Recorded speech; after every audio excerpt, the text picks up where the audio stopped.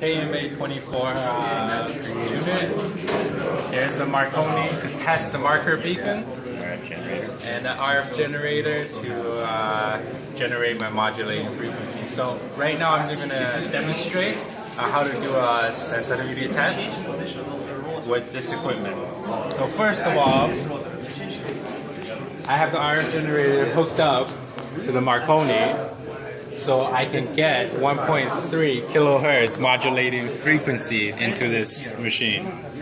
And I have the Marconi outputted into the marker beacon antenna behind the KMA 24. So first things first, this is set to 75 megahertz at 95% modulation with 1.3 modulation frequency going in.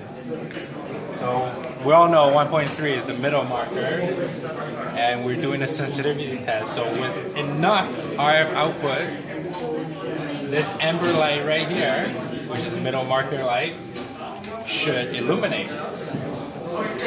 Right now it is at 89 microvolts, so I'm going to increase it. It lit up around 125 microvolts, so that's the high sensitivity for this KMA 24. Now we can do the low sensitivity as well by pressing the sensitivity switch, and we will increase the output until that illuminates. See what's the sensitivity on low.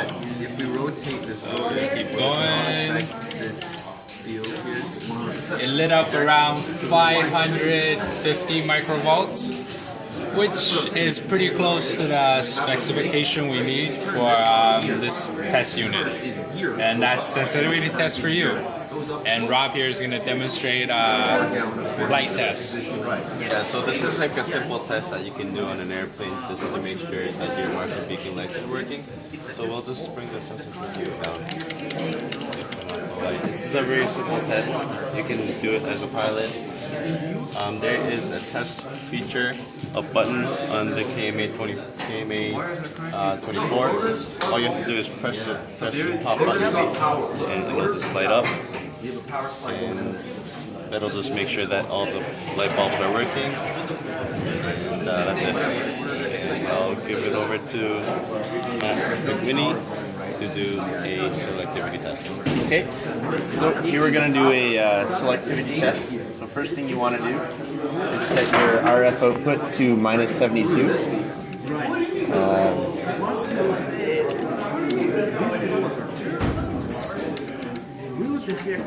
Like that, which centers the needle on the VTVM. So we're using minus 72 as a reference.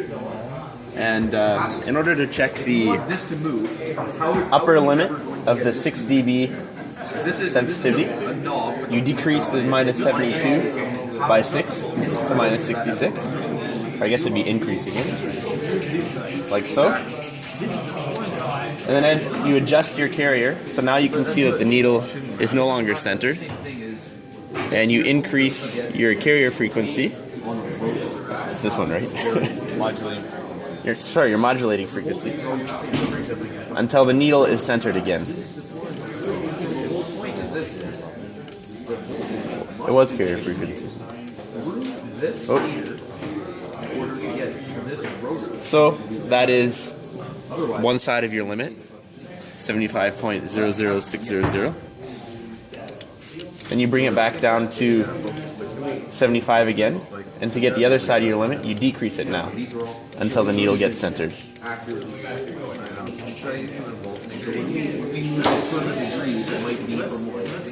So now you have 74.985, and that is your lower limit bandwidth. And you would reproduce the same. You do the same procedure to get your upper limit bandwidth by adjusting, by adding minus 40 dBms to the minus 70, and it would be the exact same procedure.